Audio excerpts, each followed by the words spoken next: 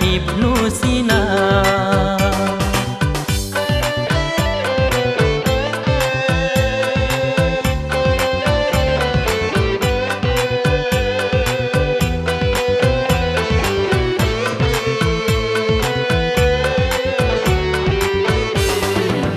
Imam Bukhari, Imam Tirmizi yang rawi hadis Nabi Sayyidina, letaklah ilmu ulama sufi Syekh Naqsyabandi yang mesahaja.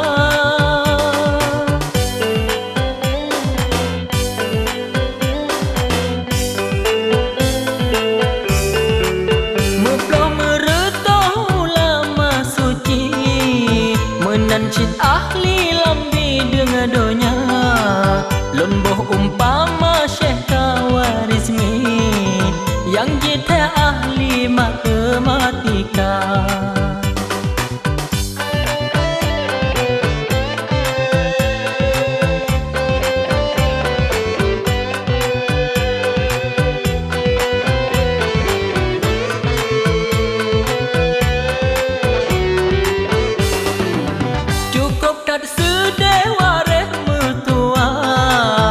Agama yang sah katinggai nama Islam disinan ka Tuhan pina, kuasa Allah naso sangka.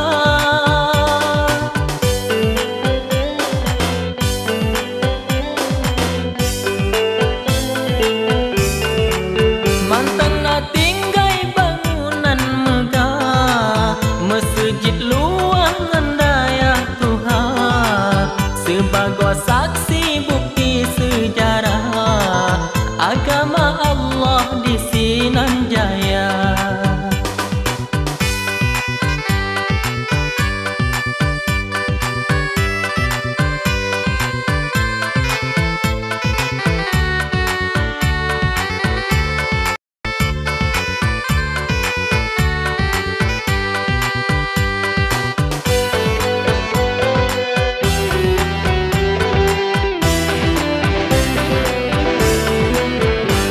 Lam hati beek meriwang, mua Islam lagi pun mula, umat dumbe cebahkan wayang, urang pis jarang akhirat donya, tenang tahu dep ngan hukum Tuhan, nang roteh aman ji oh bala, hai syedara lon yang saboh iman, bedah beri jang pedang agama.